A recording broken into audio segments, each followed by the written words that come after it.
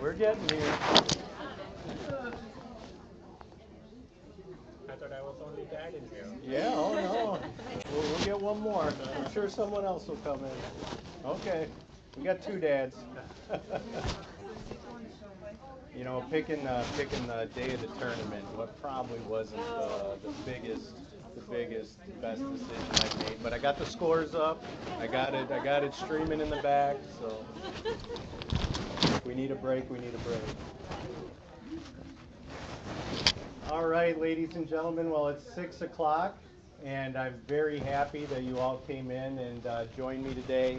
Not too long ago, about 3 weeks ago, I sat down with the Jefferson staff and shared what my plans were for the upcoming school year. And I'm excited to have the opportunity to speak to the community now so that you guys can all see where I'm at, where we are at as a building, and where we're going to be moving our staff and our kids to next. So there's some things that I'm going to focus in on tonight. We're going to talk about a little bit about some goals I have from an instructional leadership standpoint, from an organizational leadership standpoint, ways that I plan on enhancing our communication from Jefferson to the parent community, and then just a couple other things that I think we need to improve upon, primarily in social emotional learning for our kids. To start off, this is our academic transformation plan. I'm sure you've seen our brand on just about everything coming from the Board of Ed. This is what I believe in. This is what I believe makes a difference. About 5 years ago, I was part of the administrative team that developed our academic transformation plan, and I have zero intention of steering away from that. So my primary goals are to help ensure that we help each child grow as much as they can academically as an individual, and then also get them on a path to college and career readiness. And how we go about doing that is through our focus. And our focus stands for forming strong and caring relationships with and between our students, operating with high expectations and clear learning targets for our kids, creating meaningful and engaging learning experiences for our kids, utilizing the data that we collect to inform our instructional planning, and then supplying students with feedback so that they can achieve at their very best in a given lesson. Okay? So these are our 5 non-negotiables, and this is what we believe, or what I believe, makes a difference in our students' learning. And this is what's going to filter all the decisions that we make. Okay? If it does not align to our focus or our academic transformation plan, I do not see it being worth our time, and that it'll be a distraction to our students' learning. So every decision I'll make has to do with, okay, does this help build relationships with our kids and between our kids? Does this help us create high expectations for our students' learning? Will this help increase the engagement that occurs in our classes? Does this help us to be more savvy with the data that we're collecting and the decisions that we make? And will this decision help us to supply more feedback and stronger feedback to our kids so that they can learn at high levels? Now, along with that, running an organization with 80 staff members and 650 students and 1,000 parents, we need to really work on our culture here. And though I've been here for 6 years, I haven't been the principal for 6 years. So this is a new adventure for me, and it's new for you guys too, because you're not used to seeing me in that light. You've seen me as an administrator. I'm the guy that writes the schedules. I'm the guy that runs the athletic department right now. I make sure that all the RTI decisions are made so that students are placed in appropriate classes, and I evaluate staff to make sure that you have the best teachers in front of your students. But you don't see me as the principal yet. So as I transition into this role and as I grow, I need to work on building a strong culture with our kids for learning, a strong culture with our staff as an organization, and then I need to improve us as a strong culture in our community for learning. And without that strong culture, you know, I can have the best strategy in the world and tell you about all the great things I'm going to do, but without that culture in place between all stakeholders, I'm going to fail.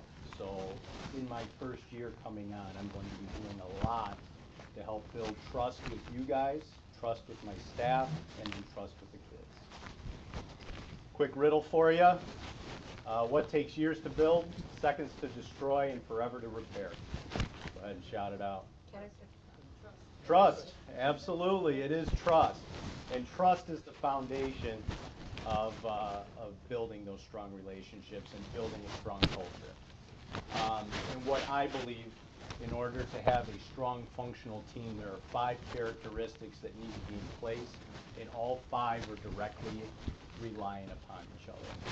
The first one is that we trust each other. And trust is not just mutual respect, and when I'm mad at you, I respectfully ignore you. Trust is that I believe that we all have the same intentions. And in this room, we may not agree on the same practices or the same path to achieve it, but I believe in this room we all want what's best for our kids. And we want our kids to be successful academically and socially and be put on a path so that they can have a successful future. I believe that everybody in this room wants that for their kids, including me. Now, our paths that we go to achieve that may look a little bit different, but I feel that we can trust each other, that we all have the same vision in place.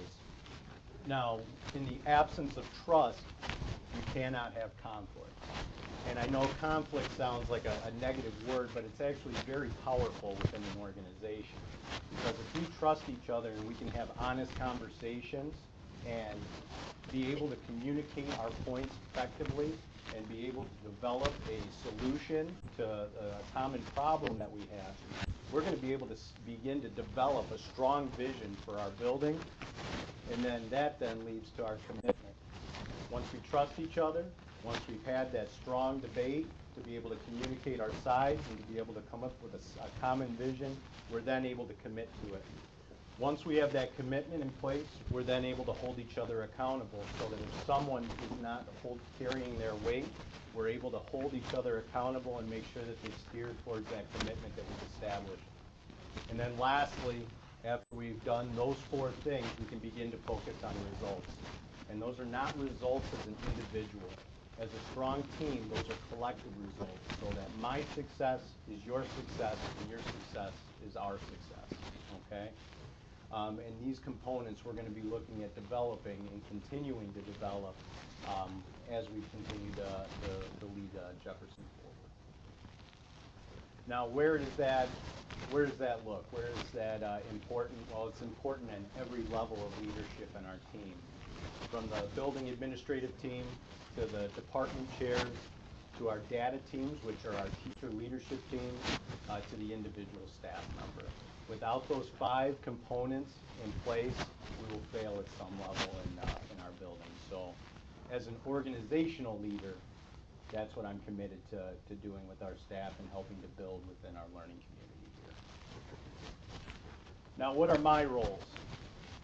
Moving forward, I feel that my 5 roles are up in front of you right now. I am going to be the instructional leader. I'm going to do everything in my power to make sure that our staff has all the resources they need, all the professional development they need, and access to a high-level curriculum so that we can best service your children. Okay? Now, in doing that, I will be the resource provider. I will help develop the vision and formulate the strategies. I will be the instructional resource. And then I'm going to be very visible. I will be seen in the classrooms. I'll be present in the hallways. I'll be present in all of our special PD. And I'm hoping that we can continue to do that and expand our vision and what we're doing to parents as well. I'm looking to have more of these nights, almost like parent universities, so that we can help build partnerships with you and help reinforce with what we're teaching in the classrooms. Now, I don't know if we've done a fantastic job of communicating this yet, but what this is up here is our instructional framework. Every teacher, every lesson has every phase of this instruction in it. So when our teachers are doing their lesson planning, they're focused with a gradual release of responsibility in mind. This is our framework. Every lesson will have an element of focused instruction where we're providing explicit modeling of skills to students, paired with metacognitive strategies. So teaching kids how to think about their thinking and be strong problem solvers, and be able to identify misconceptions and know how to correct those misconceptions as they begin attacking the problem. Our next phase is the guided instruction. That's the we do it together. So the teacher supporting the child as they're beginning to learn how to handle that skill. Now that can happen in a lot of different ways. That can be through prompting, cueing, and questioning. Kind of like when you teach your kid how to ride a bike and you're holding the back seat and kind of running along, and as the kid starts dipping, you kind of help them up a little bit. It can be like that. Or it can be a lot more intensive and more intentional by pulling small groups and addressing student misconceptions that we identify through our formative assessment process. Our third phase is our collaborative learning phase. And that's where we have students work together to embrace the struggle of learning. You may have heard of that as Kagan Cooperative Learning here. That's the brand of professional development we've used to help provide us with strong cooperative learning techniques. The four main things that we're looking at focusing on within those cooperative learning techniques are to create positive interdependence so that students feel like they're on the same side and that one student's success in the partnership helps them to become successful. The second part is that they're individually accountable so that every single kid has to perform and can't hide. That helps improve individual accountability and helps make kids perform and learn at higher levels. Next part is to help improve equalized participation. That means that we're giving kids equal time and turn to work with the content. And what that does is help create equal status in the classroom so that every kid has an equal voice. And then lastly, we're looking to improve simultaneous interaction. So what percentage of kids are participating in any given moment? So in traditional classroom, a teacher would stand up in front, ask a question, call on one kid. Well, if I've got, on this standpoint, what I got, maybe 40, 50 people in here. If I'm calling on one person, I've got 1 out of 40 actively engaged at that time. Now there may be the argument that, well, other people are listening to what that kid is saying. Well, come on. I was a student. I became very good at toning people out. You can ask my wife. Sometimes she asks me questions. I do a beautiful job of toning her out too. So we can't measure listening, okay? But we can measure the number of kids talking at a time, writing at a time, or performing at a time. So if we're in a paired activity, we have at least 50% of the class performing at any given time. In certain structures that we do as well, like a simultaneous round table, we have 100% of our kids writing at one given time. So by doing the cooperative learning structures, we're able to increase student involvement in the lesson, give students ample time to process, develop procedural learning, content knowledge, and then learn presentation skills and build up on all of our social skills. It's a very positive and very strong component of our gradual release responsibility. And then our last phase is our independent learning phase. So when instruction has been completed, what does a child do to show us what they've learned? All right. Now, one thing that's pretty neat about this model right here is it's not a linear process. So when we come into a lesson, you're not always going to see focused instruction, then guided practice, then cooperative learning, then an independent practice. We give our teachers autonomy to move that around based on what they're teaching, because sometimes when we start off with an independent learning task, then move to a focused instruction component, then back to a cooperative piece to a guided practice phase of instruction, we're able to create a lot of discovery with our students and really lead to a lot more deeper learning. And here's another little way to look at our GRR right here. When we look at the top, that modeling and guided instruction, that's very teacher-driven. The cooperative learning piece and the independent learning piece, that's very student-centered. So what we're trying to do is create a strong balance between teacher-led instruction and student-led instruction. And what we're going to use to help inform how long we spend in those phases is our formative assessment process. Now, over the last few years, we've done a ton of research as a staff, really going into a lot of John Hattie's work and Doug Fisher and Nancy Fry's work, as well as Dylan Williams' work. These are all some of the foremost experts in educational research, as well as literacy and instructional frameworks and formative assessment. So our staff has immersed themselves in this in order to improve our practice. As I just got done saying, our formative assessment process is what's going to drive our instruction and help us know how much time we're going to be spending in our modeling phase, our guided practice phase, our cooperative learning phase, and our independent practice phase.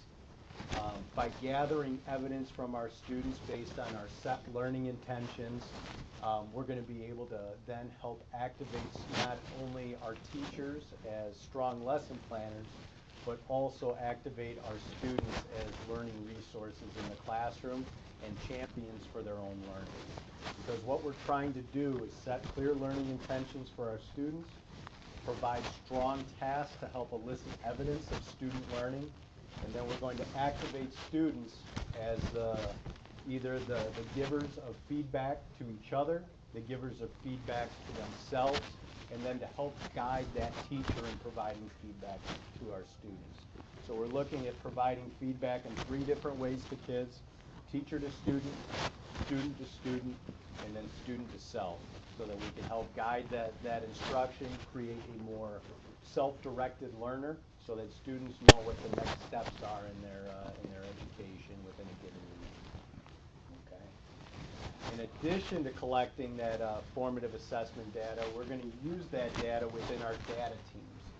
Now, many of you have probably heard of interdisciplinary team, like from middle school. Maybe you were even in a middle school that had an interdisciplinary team where there was a language arts teacher, a math teacher, a social studies teacher, science teacher, and maybe an interventionist, all on that team. Our structure is a little bit different here in that we have a data team set up here, and that is common grade level departments. So we have a 7th grade data team for English and language arts, an 8th grade ELA language data team, 7th grade and 8th grade social studies data team, science, math, and so on. Okay? And the reason why we are set up that way is we are able to now take student formative assessments and identify misconceptions, and then as a department of common grade level department teachers, develop strategies to prevent students from making those misconceptions in the future, but more importantly, clear up those misconceptions so that as we progress through the unit, a gap doesn't form between kids, and we're able to catch kids up quicker so that we don't have to later intervene. Okay? So we're consistently looking at student misconceptions and student data collected from formative assessment. We're then strategizing on how to meet students' needs, and then working on ways that we can inform our guided practice so that we can pull small groups and provide that targeted intervention in the classroom so that we don't have to later pull from an exploratory and effective out schedule. Another 2 strong components of our data team is we do have a micro-teaching phase that occurs in there, and what micro-teaching is we have our teachers actually videotape themselves and then as peers give each other feedback. That way strong teachers can help improve the learning and professional growth of our other teachers in the building in a much more non-evaluative, less threatening way. And then lastly, it's also a venue for our instructional coaching. So our instructional coach actually pushes in, and at this time is really working on helping to embed the formative assessment and utilize data to help improve instructional planning. Now, I made mention a little bit to our RTI process. We're going to continue to implement the same kind of interventions that we are implementing now. So we have our Tier 1 instructional program. That's the core instructional program that all of our students receive. we're gonna continue to refine that and get that as good and rock solid as we can. But as of last year, we changed our Tier 2 interventions for reading and math. Our Tier 2 interventions are directly aligned to the previous unit. So if I'm a student, I'm in Unit 1, I go through the 4.5 weeks of instruction. Let's say I don't do so hot on that summative assessment I get at that end, and I get a D or an F. It's unacceptable in our eyes to allow a student to have a D or an F and not be able to complete the skills that we just taught. So in place of an exploratory class, what we will do is for another 4.5 weeks give a reteach of the skill that the child was not proficient on while we continue to move the kids forward into Unit 2. So at the completion of Unit 1, that core class will continue to move on to Unit 2. But the student that wasn't proficient in those Unit 1 skills, we'll give them a reteach in a smaller group setting so that they get a chance to develop those skills. Now at the end of that 4.5 weeks, we don't feel it's necessary for that kid or we don't think it's a positive experience for that kid to take all that additional instruction in, so we'll go without anything else. So we'll then give them another crack at that summative assessment, and the grade that they then earn on that summative assessment will replace that D or F. In most cases, we're seeing kids turn those around to A's and B's on those summatives, and that replaces that grade that impacts that report card. So we do that for both reading and math from our Tier 2 standpoint. So the skills that we teach in that intervention are directly aligned to our Common Core standards, and we don't want them to miss out on those. Now from our Tier 3 standpoint, those are for our students that may have missed some foundational skills and have developed a significant deficit in either reading and math. In that area, we're providing very targeted intervention to help accelerate the students' learning and get them caught up to grade level as quickly as possible. Okay? Now when we look at this triangle, about 80% of our kids are not going to receive any kind of intervention. They're going to respond to the instruction that we give beautifully, and it's going to be great. About 10 to 15% of our kids may struggle just a little bit with the instruction they receive in Tier 1 and may need just that little extra push. Now that's not for, now just because a kid may struggle in one unit doesn't mean they're going to struggle the whole year. They may just need a little correction for 4 weeks and then we move them right back in. Our students that fall in the red up here, well that's about 1 to 5% of our students. And those students have just missed something along the way and it needs to be corrected. So as we are preparing kids for high school, we don't want them to come in with the same kind of deficit, so we provide an intensive targeted intervention in order to catch them up as quickly as possible. Okay, that was a lot. We want to ask any questions now. Yes, Mrs. Rudolph. So when they during that 4.5 weeks, but the rest of the class has moved on to the next. They're part of the regular class too. Yeah. Okay, so they're just being pulled out of their exploratory for that 4.5 weeks. Correct. Okay. And then when they come back in, we help catch them up as quickly as we can. But the biggest thing is we want to make sure that they have those skills, because a lot of our skills in the Common Core state standards kind of spiral and are revisited over the course of the year. And we want to make sure that they get them, because otherwise it'll impact their learning later on in the year. Yes. I have one, just going off that question. So they get pulled out for the reteach. Is that a very small group of children being taught? About 5 and 10, between 5 and 10. For one staff member? Correct. So it's being retaught the grade level standards that were addressed in the previous unit. Little different, little slower, little different way, smaller group, more intention, or more attention. Yes. And that's just for the Tier 3 students, or Tier 2. 2 and 3? It depends what the Okay. kid's need is, because there could be a kiddo in Tier 3 that has a foundational skill deficit that maybe did really good with that particular standard, and we're not going to make the kid that got an A on that standard or showed their proficiency relearn it just because we feel like it. The tier 2 is identified for the summative, based on that summative, and if they're not proficient, they get another crack at it. The tier 3 is, I struggle with phonics, fluency. I'm really not able to comprehend at grade level text. So then there's a separate program that helps build comprehension and phonics skills. Now, you talked about, and I understand the formative assessments to inform your instruction as you move along throughout the year. What about when they start the year? Because they're all grouped homogeneously in their Yep. classes.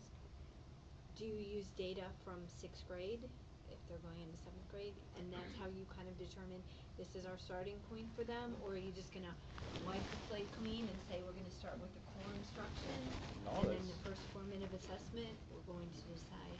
No, that's a great question. Now for tier 2, I don't place kids into a tier 2 intervention right off the bat. But I may place them for tier 3, and that's based on the evidence that we collect over 5th and 6th grade, beginning looking at the STAR test. And if the STAR test shows us that a kid may be struggling in either reading or math, we then go ahead and do further diagnostic testing, whether that's through the Fontes and Pinnell Level Literacy Intervention Assessment. If they show up significant on that, we may give them a PSI or a weight assessment to determine their ability with phonics, and then be able to move them into an appropriate intervention based on their need. Tier 2, I don't feel it's necessarily great for kids to start off in a tier 2 intervention without having an opportunity to go through the instruction from unit 1. I think they deserve their day to shine and have an opportunity to show us what they know. But at the end of that 4.5 weeks, if they don't respond to the instruction and be able to perform, then I feel they need that remediation. Did that answer it? Yeah. Okay. Yes. Cool. Yes. So then after they complete, they just do, it's always 4.5 weeks, and then they take the summative, and then based on the summative, is the parent contacted? Oh, yes. Okay. Oh, yeah. They should be. They should be. And the teacher who they're struggling with will be reaching out to. At the end as well, not just in the beginning when they're gonna place them in, but. Well, at the end of the unit, they should be communicating with you saying, hey, your child really struggled in this element of the standard, this element of the standard, and this element of the standard. As a result, they didn't show up as being proficient. It'll be my recommendation that we move them in for a reteach at the end of the 4.5 weeks of reteaching. We're going to give them a chance to retake that summative assessment, and then we'll go ahead and put in their new grade based on that. In Skyward. In Skyward, yeah. So look on Skyward. Yeah, you You're can not see. necessarily have any communication with the teacher then? About the grade? Yeah. Oh, no, it'd be posted Okay. on Skyward. Yeah. So if your child is in band and Spanish and is not in exploratory, how will they get this extra help? I can work with you on that.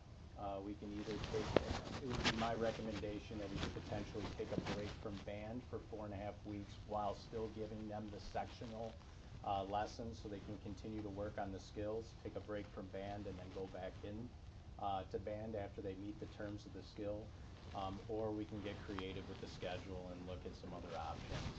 But I would look at moving the band first. I'm not too crazy about pulling the Spanish. If I pull a kid out of 4.5 weeks of foreign language and then expect them to go back in, I'm setting the kid up for more failure. So I'd rather not do that. So is it also just for, like you said, reading and math? What Just about reading and math. language arts? That's, yeah, language arts and math, yeah.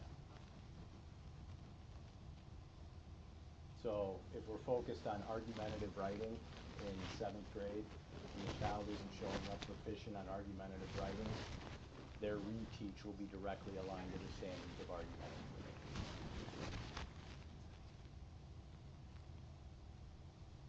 Any others?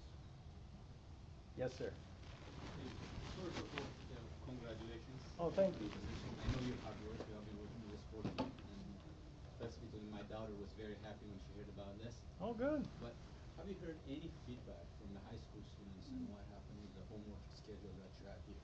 About homework? Yes. You know, it's... Let me tell you what my daughter says. Okay. She was very happy when she was here, but the school lacks on homework assignment given for 7th and 6th grade. When they went there, she's in Downsboro South and her friend is North. They are struggling because they have never spent, quality hours on homework here. Okay. Are you going to change that? Are we going to follow the same Yeah. rhythm that we had? Let me tell you how I feel about homework, okay? I feel kids should be getting a half hour of reading every night. Kids should be getting a half hour of math every night. If there is something that is supporting science and social studies that has already been taught, I'm fine with that as well. What I'm not okay with is that homework being used for new learning.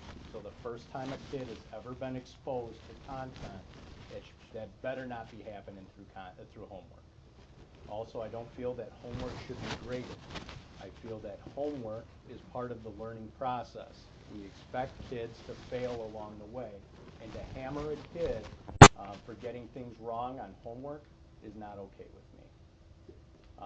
But I do feel that homework, as we do progress and get older, does begin to carry a larger effect. I don't think that homework is the answer to everything, but I think does have its part in reinforcing skills that we have taught.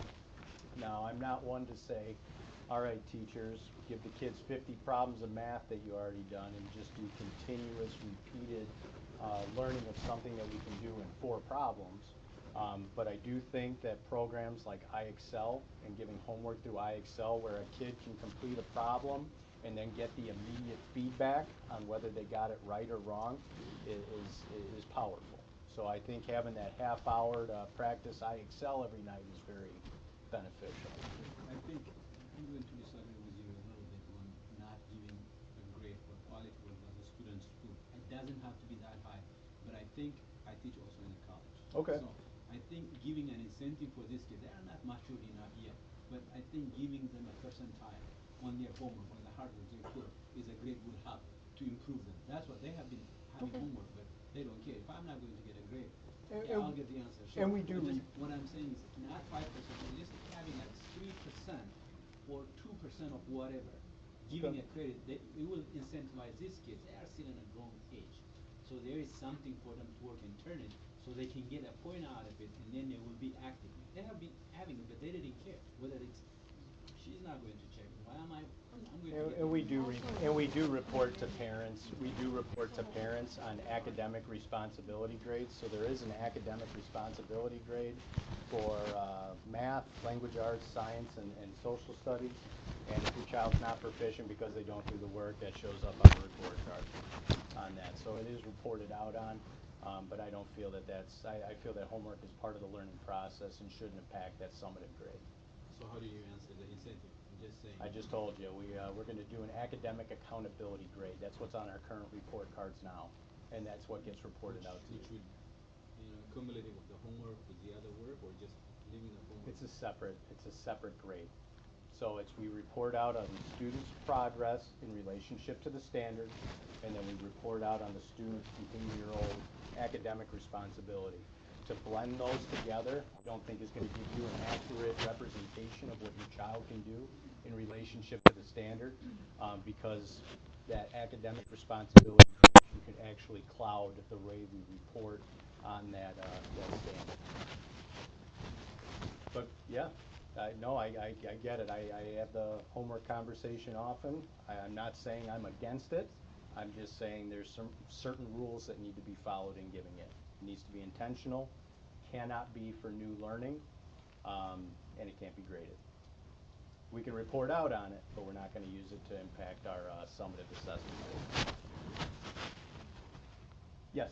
And I don't know what the answer is, or if it's homework, or, I know I agree with no busy work, but just in general, there's no homework, there's no real grades, there's these like soft, lists, there's reading, Mhm. as a parent, I feel like I have no idea what they're doing in class until the parent-teacher conferences. Like, just to have something a test, like, I'm a grade student. Oh, we send home unit descriptors, so you see what happens, what our kids are going to be learning, what our essential questions are, what the key skills are. That, but just in general, like, here's a piece of paper that has a grade on it, or how many they got right, how many they got wrong, just like the back and forth of. We also have data communication folders, so students go ahead and bring home their information on how they're performing on a given standard. So we do send that home. Okay, maybe I'm there yet. Okay. Yeah. That's the whole vibe of Yeah, we should have that for every content area. There should be something like that going home. Reporting out on how students are doing on their formative assessments and summative assessments. Yes. I'm sorry if this is a bad question, but within the grade schools, they're developing, meeting, or exceeding. Are they getting actual grades here then? And you were talking about it's two separate. There's one Yeah. on So- performance and one on effort, maybe. Is Yeah. that So how you're describing it? so for our academic responsibility grade, that'll be a below meets or exceeds Okay. to give you an I'm idea sorry, of what. can you speak a little louder? I can barely hear you. There's a lot of other conversations. Sorry. Okay. All right, so how we report out on grading, can you guys hear me back there now? Am I loud enough? Okay. How we report out on grading is we report out on academic responsibilities. So is the child doing their classwork? Are they completing their homework every single night? Are they putting in what it takes to demonstrate they're a quality student? Then that's reported out as below, meets, and exceeds. Now, in terms of the grade level standards that we report out on, those come home as letter grades. So that's kind of based on how we feed into the high school. So They 92 to 100, or is it 90 to 100, 80 to 89? Yeah, it's standard scales. So 60 to 69 is a D, or 60 to 70 is a D, 70 to 80 is a C. Yeah. And we report out in letter grades. That just helps our high school understand where our kids are at. It just helps with our transition there. Thank you. Okay. Any more? Are we ready to go on? Okay. Communication. All right, I feel communication is something that we've really grown a lot on over the last 6 years from when I started. When we started, we just send home a newsletter every now and then. And we've since grown to sending home weekly e-blasts. Whenever something comes up, you'll see an e-blast. You may have gotten a couple things from me in regards to athletic tryouts or when assessments may be coming up. We try to continually communicate, and I know we do it in a lot of different formats, whether it be through Skyward, our Blackboard, Peach Jar, and then our teachers also send home emails through Skyward as well. But I think there's some things that we need to do to improve a little bit more via our leadership team, our staff, our students, and then of course to our parents. As far as our leadership team is concerned, that's our building administrative team and our department chairs. So you know how I'm going to communicate with them. That's going to occur through regular department meetings that'll happen once to twice a month.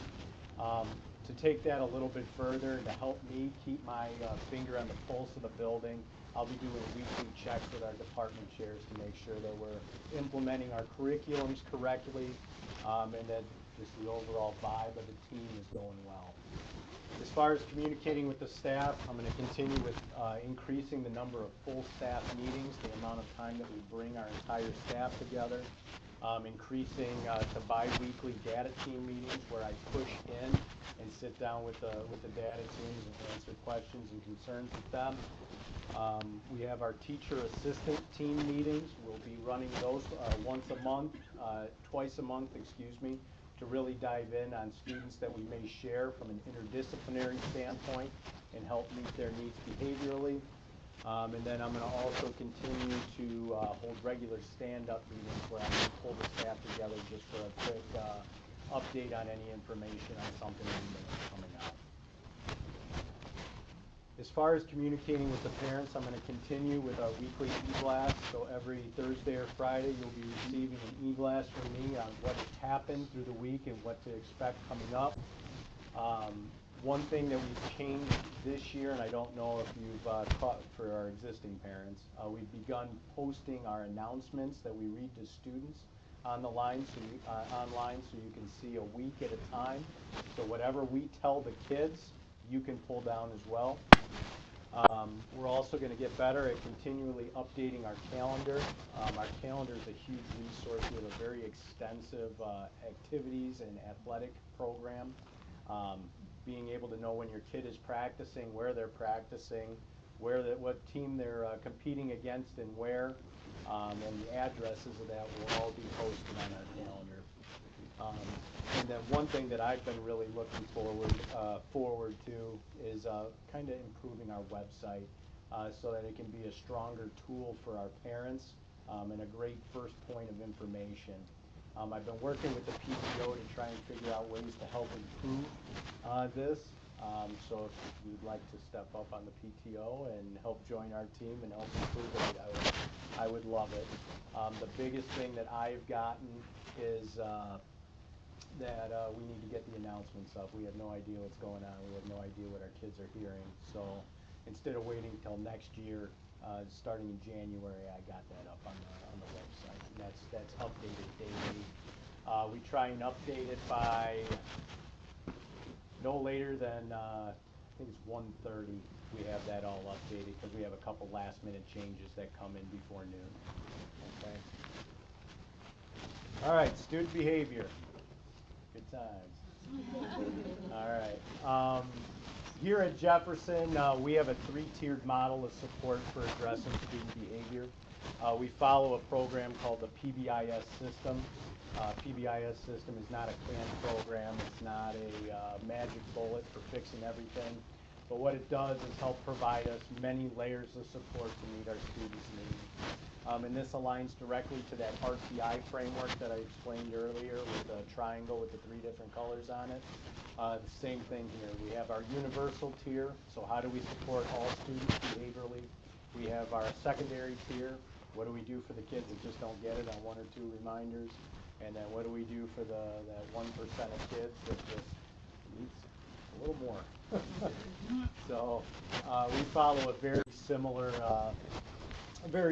kind of process. Underneath our universal tier, what do we do for all our kids? Well, we have common school-wide expectations. The expectations in one classroom are identical in any classroom that you go across. Expectations in the what are the expectations in the hallway? What are the expectations in the gym? What are the expectations for entering and exiting the building? What are the expectations for the LRC, the bathroom, the lunchroom? We've established these common expectations and we explicitly teach them to our kids in the beginning of the year. And then we also have developed a common way to respond to student misbehavior in which we follow our 3-step process. And how that goes is, kids a little spirited in junior high. We'll redirect again. On that 3rd redirection, there is a consequence that is implemented. Now, that could be as simple as a phone call home to mom. Say, hey, Ma, your son, love him to death, but I just couldn't get him to focus today. As a result, I had to redirect him 3 times, and me and you are talking now as a result. Now, if that continues to move forward, we have 3 minor level consequences that we do implement. We have a red pass, which is a timeout, either to another teacher's classroom or like our pod area, which is like a common area. We have lunch detentions and we have after-school detentions. If a child gets redirected 3 times, you will get a phone call home and communicated with as what consequence the child received.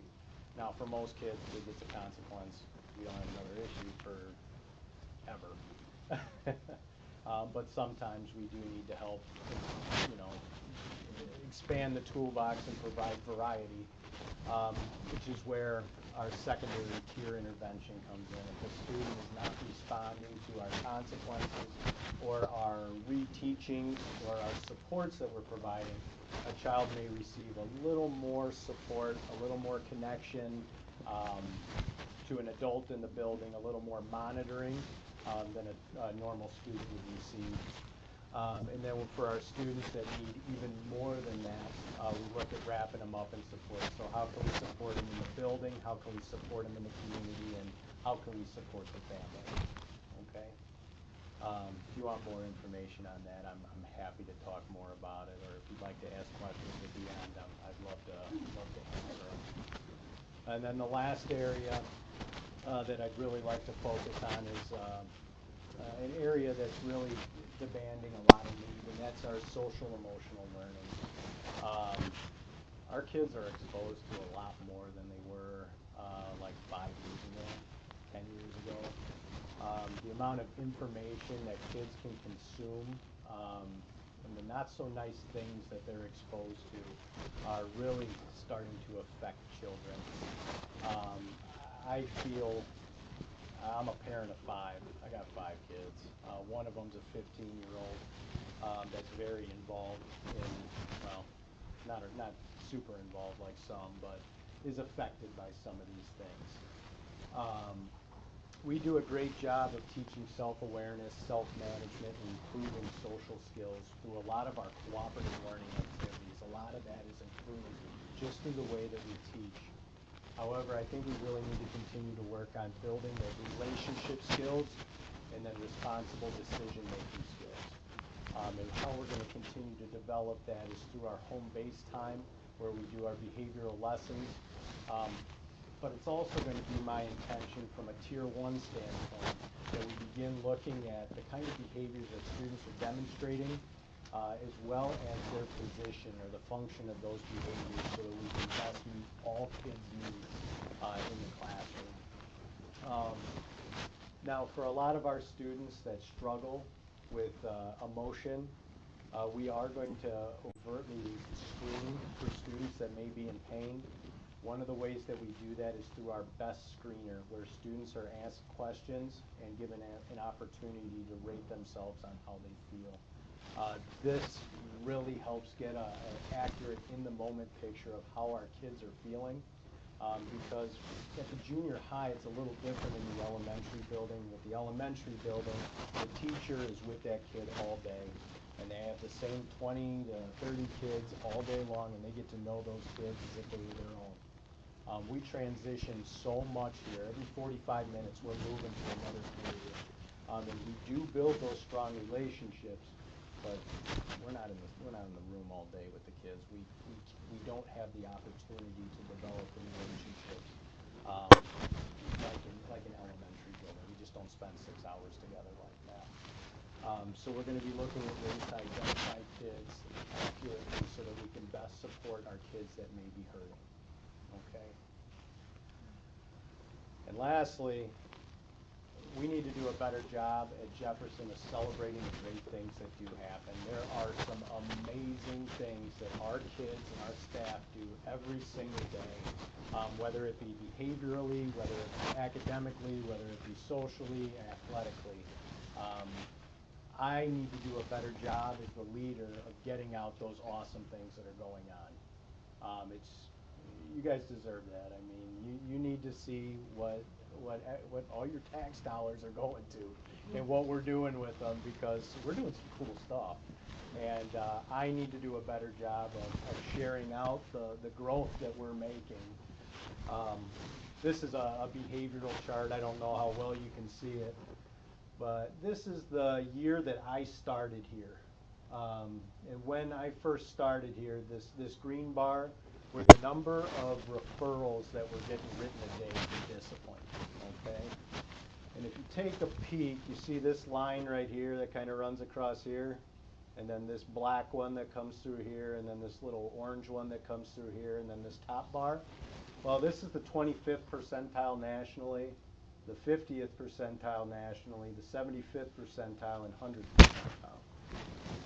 Just 6 years ago, we had a month where we were in the 100th percentile for writing office discipline referrals. We had some tough behavior. We didn't have common expectations. We didn't have common systems for addressing behavior. We had some challenges. But we've done a great job over time in realizing, hey, we got to tighten this up. So as a result of that, we implemented that PBIS program I was talking about, and we were able to drop discipline down to this blue bar the very next year. So we were able to cut it almost in half in every single month, just by having those common expectations, those common procedures for responding to behavior, getting parents involved in the disciplinary process, not just sending home a piece of paper, but in mandating a phone call happen when there's a concern in the classroom, because you guys are our biggest partners, and if we want something to change, reaching out to you and bringing you on is what's going to help us. But if you look at us now, where we were at from the 100th percentile down to this now. We're about the 5th percentile as far as office discipline referrals are concerned now. And we're continuing to trend down. If you look at February, we don't even show up on the bar. It's been very impressive on what we've been doing. We've been able to create a community of kids that look out for each other. And just the partnerships we've created with you and helping to support what we're doing in our classrooms has really made a difference. And then as far as like our academic celebrations, I really need to do a better job of getting this out as well. Because about 5 years ago, when we switched to the Common Core state standards, we were struggling a little bit, especially in the area of reading and math.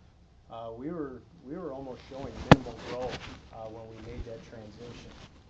However, with some of the adjustments that we've made instructionally by adopting that gradual release of responsibility and the cooperative learning structure within our class, a majority of our students have made higher than expected growth, especially in writing and mathematics, and our reading is way up as well.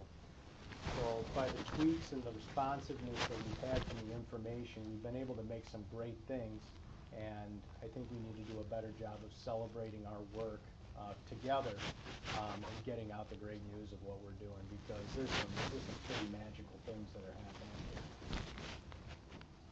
All right. Questions? Yes, ma'am. So I want to go back to the manager behavior because my son started here to the 7th grade this past September. I had transferred him from a different middle school, and he had a really adjusting because, and he still tells me, but I think he's kind of, as he says, I'm getting used to it, Mom. But there was a lot of profanity, and you talk about the universal approach to disciplining children. So, for example, if there's profanity in places where maybe the teachers are not listening, whether it's a common area, the hallway, the outside, the library, places that teachers, or sometimes he would tell me, sometimes teachers, it would happen in the classroom. And so, I think what I want to, I'm also a social worker, and I do know, and I've worked with kids in the past, and I know that, and with you, that the schools can only have control so much behavior. You said something very important earlier. You said that, which is very true. Kids have a lot more access to information, the mass media, Twitter, Facebook, all those different social media that our kids go into, and then the schools, you don't have control. You also don't know what's going on in the home, what they're hearing in the home. And I know my son tells me, Mom, I hear kids talking about how they watch pornography, how they hear all these things on YouTube, and I don't know what can the school do to get maybe more parental involvement, to get those things. I also like to, I like to, maybe I really think try to influence these kids and finding out what's going on with these kids. Yes, not control what goes on outside of the school, but you definitely have control what goes on in the school. So are you looking for like a parent university on helping to monitor social media and sites that and aren't? also to watch, I think it's important that the school has a zero tolerance for profanity. This is an institution where kids come to learn. I'd like to know that my son is hearing profanity every day, or just things that he shouldn't be hearing. I know the world that I live in, but at least I know that when he goes to school, he's trying to learn something. And as a parent, I try to control what he sees at home. Well, we want them to learn the grade level standards and the content, and not new combinations of swear words. I agree on that. We could talk more at the end, and I'd like to hear a little bit more about what your son's going through. Okay. All right. But you're looking for more education. Well, Yeah. I'm looking for more, just there be more awareness that these things are happening. Maybe it's Okay. not Monitoring. more exactly, more monitoring Okay. as well, and not and as a teacher, as an educator, that it's very clear that those things are not allowed here. Those Okay. types of behaviors. All right. Anything else?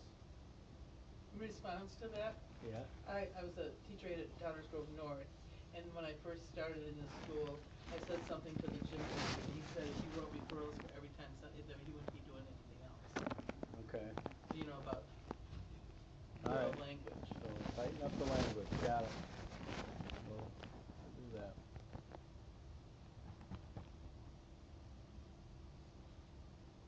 Okay.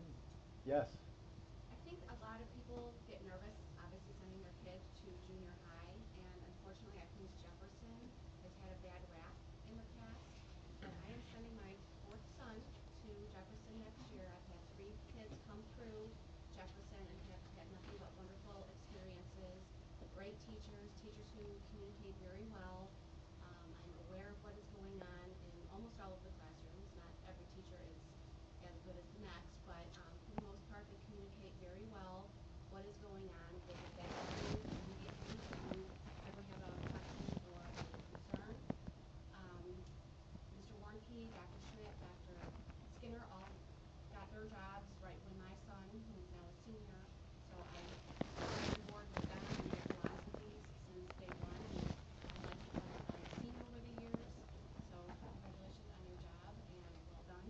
Well, thank you. And I'm hoping, and something I've told Dr. Skinner in the past is that the administration needs to pack more of that. They need to put it out to the community, the good things that are going on, because there are a lot of really good things going on in this school, and we don't hear about it. We hear about the negatives, we hear about the bad things, because people like to talk about the bad things.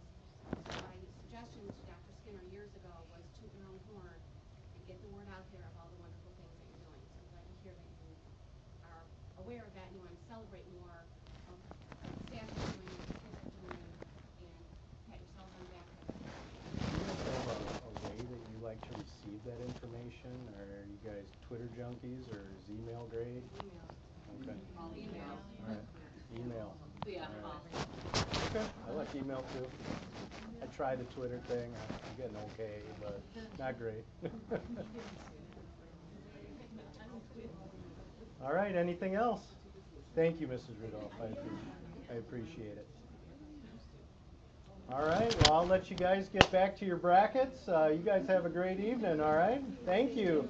Appreciate you coming out to see me. Excellent. It's great seeing you. Thanks. You bet. Thank you. They have I don't know if you remember me. In the back of the bus. Thank you. My daughter. I was there. I mean, you did great. So I don't want you to say so. I was happy. Well, thank you. I appreciate it. How you doing? I'm excited. Where do you teach at? I got 3. First one will be